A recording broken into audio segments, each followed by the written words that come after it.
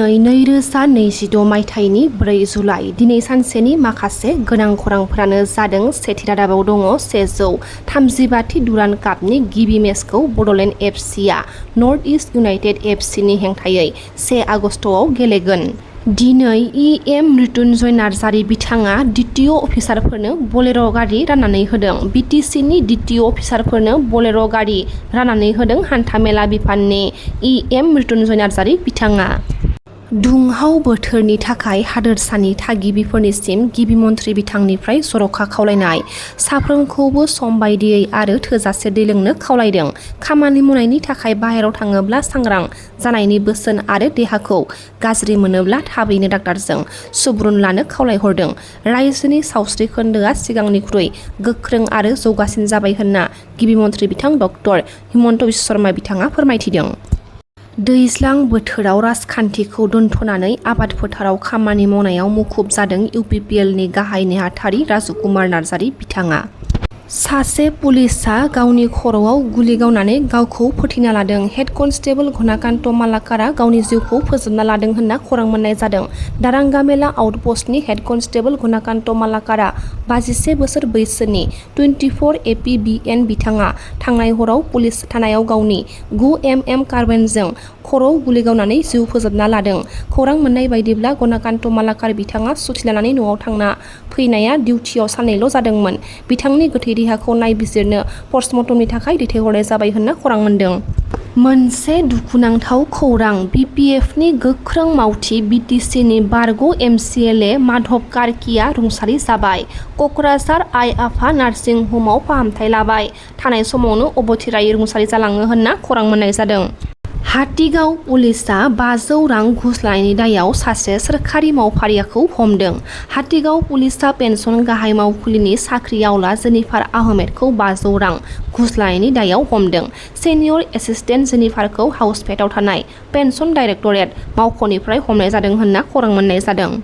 सनितपुर जिल्ला ढेकियाजुलियाव माखासे फार्निचार गला आरो साखा खबब्रै आरो साखा खबनै motor cycle second hand dealer खेवनायाव उजुहा फोरमान बिलाइ नागिरनानै बन्द' खालामनायनि सायाव दिनै ढेकियाजुलियाव खौरांगिरि मेलनि गेजेरजों खेंफोरथि होदों सनितपुर जिल्ला आमसुआ।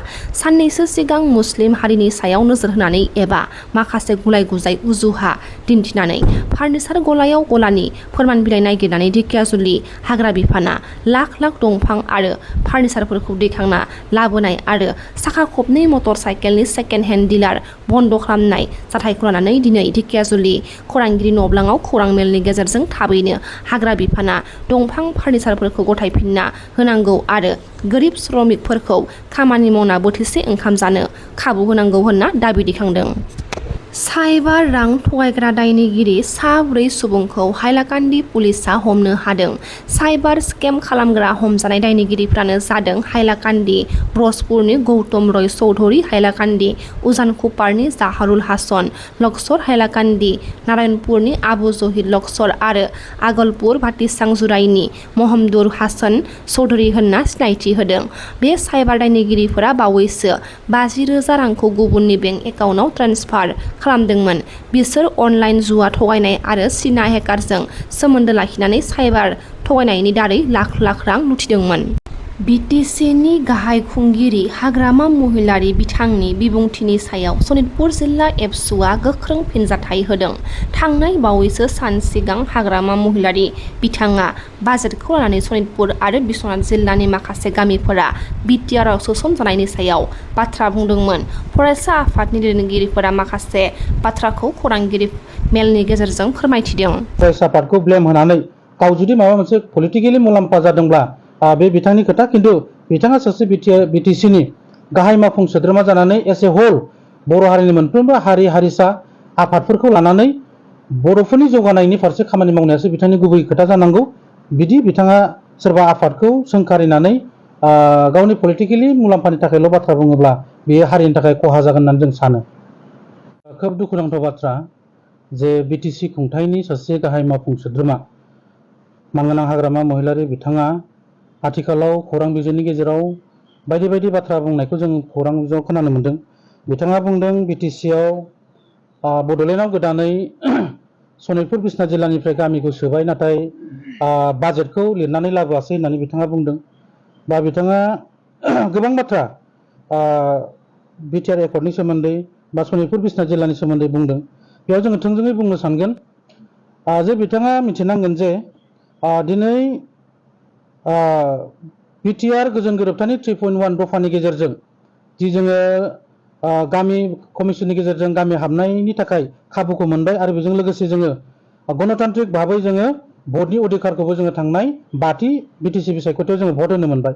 दा बिथाङा मिथिनांगौ जे भट होनो अधिकार मोनखांनायनि उनाव बे मा होनो बे सुबुंफोरा जे बे ओनसोलनि जायो बिथाङा बेखौ मिथिनांगौ आरो बिटिसिआव जायफोर गामिफ्रा भट होनो मोनबाय बै भट होनो मोननाय गामिफोरनि थाखाय बिथाङा बाजेट बानायनांगौ बा बिथांमोननो बाजेटखौ अलरेडि बिटिसि एकर्डनि 5.8 दफा बायदियै रोखा लिरखानाय दङ जे आसाम सरकारा बोसोरफ्रोमबो पपुलेसन रेशिअ हिसाबै बिथांमोना खेबनैयै बाजेट खालामनानै हरखायो। दा बे हिसाबै जोङो अलरेडि बिटिसिआव जोङो भट होबाय।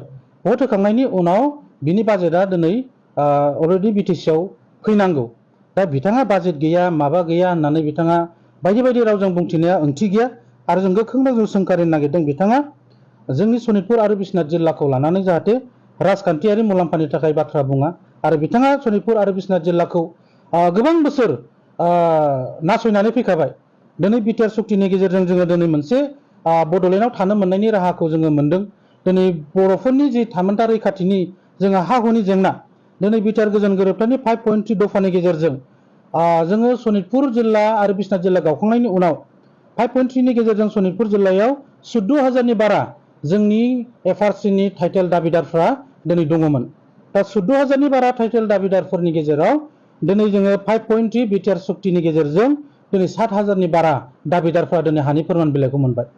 दा अब्ला दिनै बिथाङा बेखौ बुजिनांगौ जे दिनै बिटिआर सुक्तिनि गेजेरजों दिनै सनितपुर बिसनाथ जिल्लानि बर'फ्रा बड'लेण्डआव हाबबाय, माखासे लेन्ड टाइटेल सार्टिफिकेट मोनबाय आरो मोनबावनांगौ दङ। दा बिनि थाखायसो बिथाङा खामानि मावनांगौ आरो जोङो दिनै बड'लेण्डनि नागरिक हिसाबै दिनै मर्यादाखौ मोनबाय आरो मोननैसो गामिफोरा हाबबावनांगौ दं बेखौ सोसननानै जोंखौ पुर्नांग 100% जोंखौ बड'लेण्डनि नागरिक हिसाबै बिथाङा गनायथि मोननायनि थाखायसो खामानि मावनांगौ होननानै जोङो सानो आरो बेबायदि खौरां बिजोङाव सनितपुर आरो बिसनाथ जिल्लाखौ लानानै जानला माला आबुल ताबुल बखिनायनिफ्राय हाग्रामा महिलारि बिथांखौ जोङो गोजानाव थानो खावलायदों। आरो लोगोसे बुंबावदों बिथाङा आबसुफोरानो मेन लिडार होननानै बुंबावदों।